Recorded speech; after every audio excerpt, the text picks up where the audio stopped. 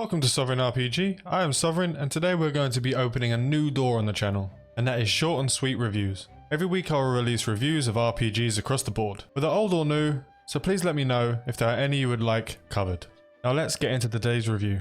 Octopath Traveler, the Steam version. Now just to put this out there, this game was very hard to give a non-biased opinion, because it is exactly the kind of game that I love.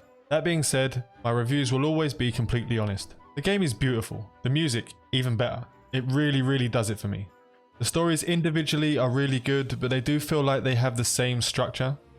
But that's just the same for every JRPG on the market, so you can't really nitpick at that. The story isn't about a collective problem, where a group of heroes band together to destroy a common enemy hell-bent on destroying the world. This is 8 different characters, with 8 different stories. There is no main protagonist during the entire game.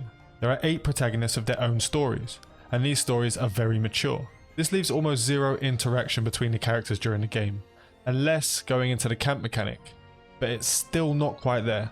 I can see how many people would not understand or get this, as it's a very niche concept, but I feel the delivery was perfect, well for me at least. The game had very good reviews on the Switch, but not so much on the PC, but take this with a pinch of salt.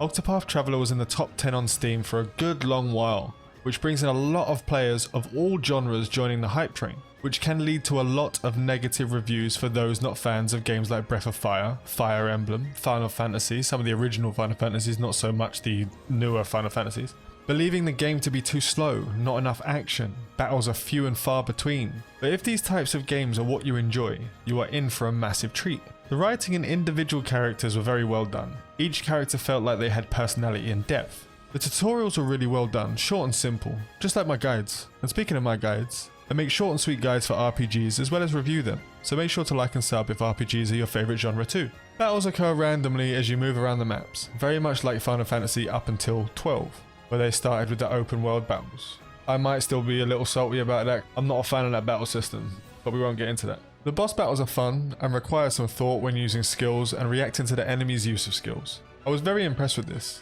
One boss for example had an ability that he would use. Granted, it was much like the Scorpion in Final Fantasy VII, where if you attacked it while the ability was up, he would counter-attack. So you cannot just spam attacks. This for me is another plus. There are too many brain-dead games out there for my liking, and anything where I actually have to use my brain is a bonus in my eyes. You have this mechanic which I quite enjoy, the boost system, which you gain boost points after every action over the course of a battle. This will allow you to use abilities at a higher power level, or even adding extra attacks depending on the amount of battle points used up to a maximum of 4. I found the voice acting at times to be hilarious, which I'm sure was not what the developers were looking for, but the old English of the Huntress storyline felt a little overdone, adding N and Th to every other word. But that was just a personal gripe in one storyline for me. We have some generic RPG elements, learning new skills as you level up, HP, attack and defense level up with you, items increase the stats. But something we haven't seen much was this mechanic. I will use Huntress as an example. You can tame animals and monsters during battle instead of defeating them, and this adds them to a tab in the menu where you can use their special abilities on monsters in future battles. Very much like the enemy skill material in FF7, but in my opinion a much better, more interactive way of doing it. All in all, Octopath Traveler just didn't let me or the JRPG genre down, in terms of mechanics, graphic style and musical scores. It did however let us down a little bit in the story front, with all 8 stories being similar enough in structure that it is quite noticeable. If you are looking for a JRPG whose story revolves around a common enemy and the characters leaning on each other through thick and thin to beat a truly horrific antagonist, then this game is not for you. That being said, in my opinion, the game is well worth the money at this moment in time. However, if you are still on the fence, you can wait for a Steam sale. Please let me know what you thought of Octopath Traveler down below. If there are any RPGs that you love, whether old or new, please let me know, and maybe we can do some content on these also. Thank you for watching. Fly safe.